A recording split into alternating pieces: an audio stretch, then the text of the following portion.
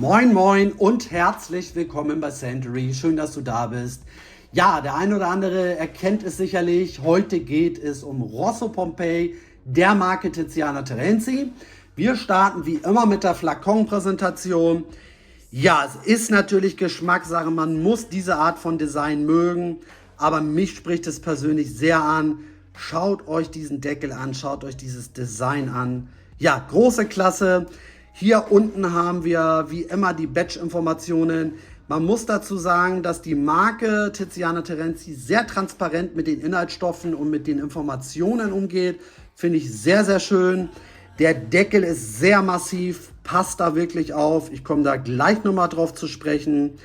Ja, der Zerstäuber ist wirklich gut und ich denke, man sieht es und erkennt es. Die Verarbeitung ist wirklich große Klasse.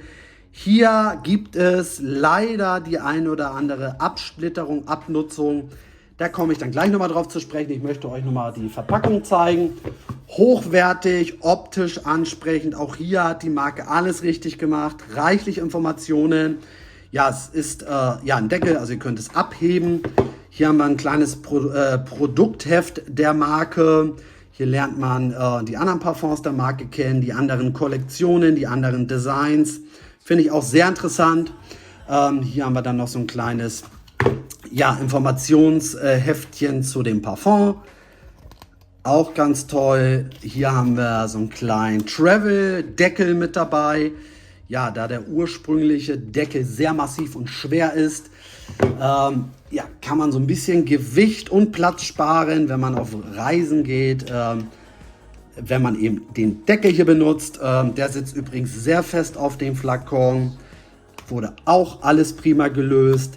Und ja, jetzt kommen wir leider zu einem, meiner Meinung nach, sehr großen Kritikpunkt an die Marke, an dieses Parfum. Diese Abnutzungsstellen, diese Absplitterungen sind entstanden, weil, ich halte das mal so ein bisschen schräg in die Kamera, die Verpackung keine wirkliche Vertiefung hat. Natürlich etwas, aber der schwere, massive Flakon sitzt nicht fest und sicher in der Verpackung. Also passt bitte auf, wenn ihr Parfums aus dieser Kollektion kauft. Ich demonstriere es jetzt mal. Ich denke, man kann es ganz gut erkennen. Durch das Eigengewicht des Flakons und die nicht wirkliche Vertiefung der Verpackung, fliegt der Flakon, wenn man wirklich nicht aufpasst, fast schon aus der Verpackung heraus. So ist es mir passiert. Folie abgenommen, Deckel abgenommen, bisschen hektisch gewesen. Ja, ich hatte mich tierisch gefreut und beim Auspacken ist mir dann der Flakon umgefallen. Und leider auf den Boden gefallen. Die Fliese hat es überlebt, zum Glück, aber der Flakon eben nicht so wirklich. Ja, natürlich ist der Flakon nicht kaputt gegangen. Und aus 1 Meter Höhe oder 1,5 Meter Höhe spricht es wiederum natürlich für die Glasqualität, aber ändert nichts daran, dass der Flakon nun diese Absplitterung hat und dass das Thema mit der Verpackung meiner Meinung nach nicht zu Ende gedacht wurde und nicht wirklich gut gelöst wurde. Ja, wir kommen auch dann jetzt zu den Konditionen, denn dieses Parfum kostet, je nachdem, wo man es kauft, zwischen 240 und 290 Euro. Und ich finde, wenn ein Parfum so teuer ist und die Marke wirklich auf alles geachtet hat und alles ideal und hochwertig umgesetzt hat, finde ich es wirklich, wirklich schade, dass man so beim letzten Punkt das Ganze nicht zu Ende denkt und dadurch den Gesamteindruck so ein bisschen zerstört, kaputt macht. Wirklich schade.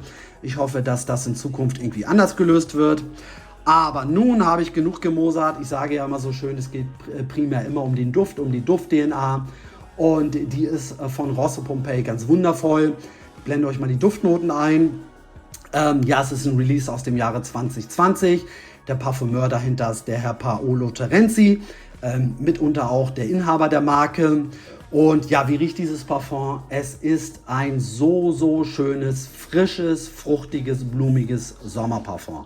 Wir haben eine sehr spritzige Kopfnote durch Grapefruit, aber zugleich auch eine fruchtige Kopfnote durch die Amalfi-Traube. Das ist so authentisch getroffen, man riecht diese Traubennote wirklich heraus. Einfach toll, fast schon lecker, fruchtig, frisch, also wirklich ganz, ganz große Klasse. Dann haben wir aber auch schon eigentlich in der Kopfnote, aber vor allem so im Mittelbereich, im Mittelteil, einige blumige Duftnoten. Also ihr müsst blumige Duftnoten mögen. Für mich ganz klar hier herauszuriechen ist Jasmin, Tuberose, Maiglöckchen. Und wir haben ja auch so eine wirkliche Qualität, die sich für mich so herausriecht, so eine Weichheit. Meiner Meinung nach kommt das von der Zeder, also wirklich ganz, ganz toll und hochwertig. Und mich umgibt von der Kopfnote bis in den Drydown so eine wirklich tolle mentholige Frische. Also ich empfinde das wirklich als mentholig. Es gibt dem Parfum dadurch ja so einen wirklich prickelnden, erfrischenden Charakter. Und das wirklich von der Duftnote bis in den tiefsten Drydown ist man so umgeben von so einer mentholigen Frische. Also ganz, ganz toll. Ja, und dann kommen wir jetzt eben zur Haltbarkeit und zur Sillage. Die Haltbarkeit ist wirklich sehr, sehr gut. Also wir haben hier die Extrait de Parfum Konzentration. Ich komme hier auf mindestens 10 bis 11 Stunden. Die Sillage ist in den ersten 4-5 Stunden wirklich intensiv.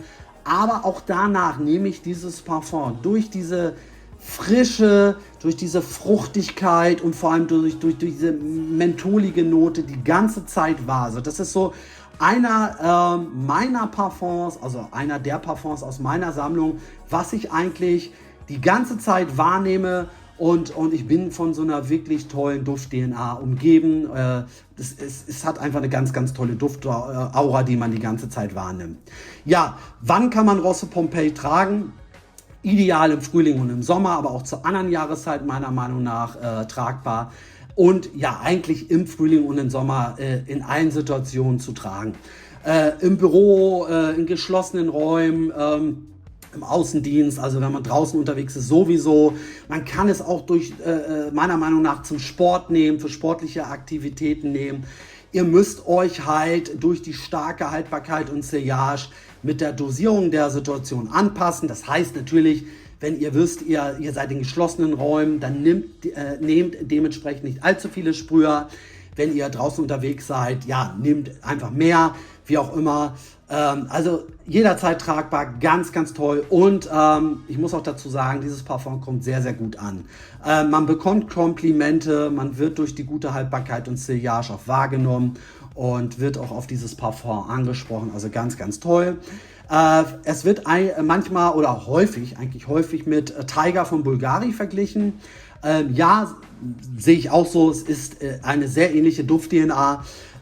Wer so diese blumigen Duftnoten nicht mag, der sollte tatsächlich zu Tiger greifen, denn Tiger arbeitet nur so sehr wenig bis gar nicht mit diesen blumigen Duftnoten. Es ist dafür holziger, hat aber eine ähnliche Frische und ist halt ähnlich von der Duft-DNA. Und da müsst ihr halt schauen, was ihr da mehr mögt. Ich mag tatsächlich, wenn ich mich jetzt entscheiden müsste, ich habe mich eben damals für Rosso Pompeii entschieden, weil ich diese blumigen Duftnoten auch mag und das so der Frische und der Fruchtigkeit, ja, so einen tollen Gesamteindruck gibt. Aber da tastet euch einfach mal heran.